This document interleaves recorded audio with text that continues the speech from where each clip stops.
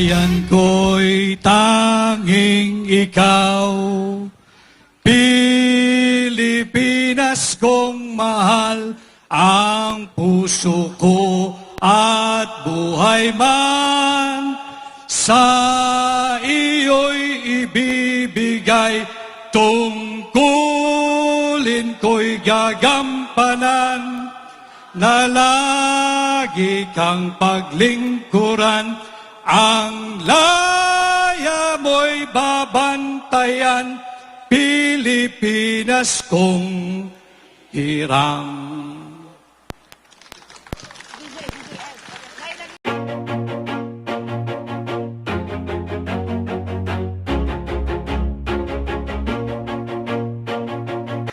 Maayong gabi, Sugbo.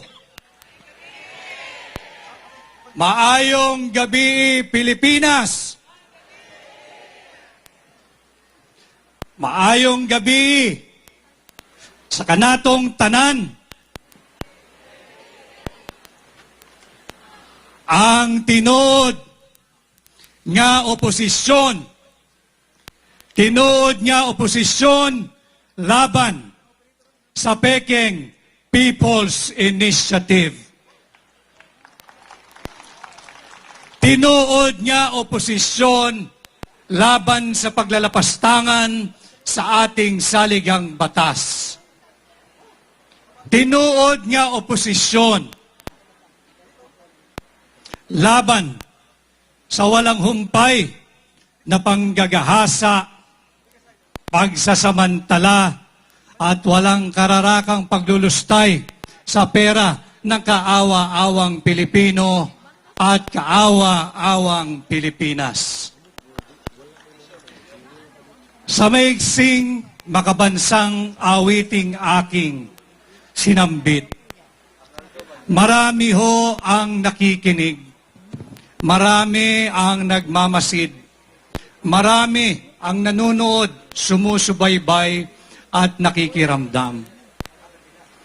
Yung mga mahal nating kaibigan na nagtatrabaho sa pamahalaan, ang ating mga kasundaluhan, ang ating mga kapulisan, ang mga guro, ganun din ang mga mangingisda, ang magsasaka, ang ordinaryong taong katulad natin, at pati na ang nasa pribadong empleyo.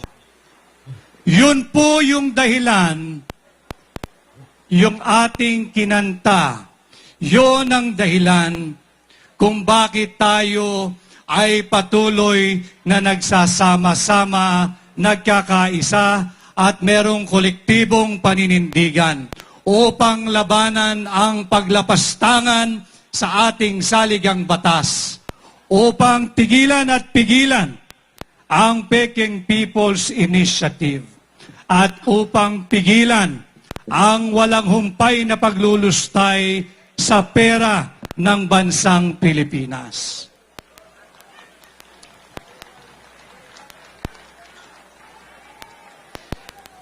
Hindi po matatapos at natatapos ngayong gabi ang patuloy na paghakbang ng mga maiisog sa patuloy na paggabay ng ating mahal na Tatay Digong, Pangulong Rodrigo Roa Duterte.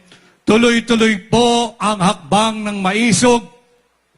Iikot po tayo at gigisingin ang mga natutulog na diwa ng ating mga kapwa Pilipino upang dalhin sa kanila ang labang ito at samahan tayong tutulan ang Peking People's Initiative na ang tanging layunin lamang ay mapanatili ang iilan, ang iilang tao, ang iilang pamilya sa kapangyarihan.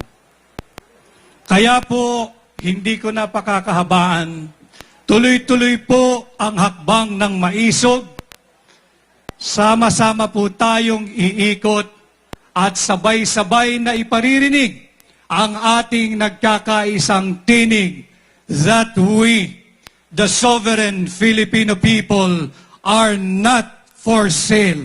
Maraming salamat at magandang gabi po sa inyong lahat.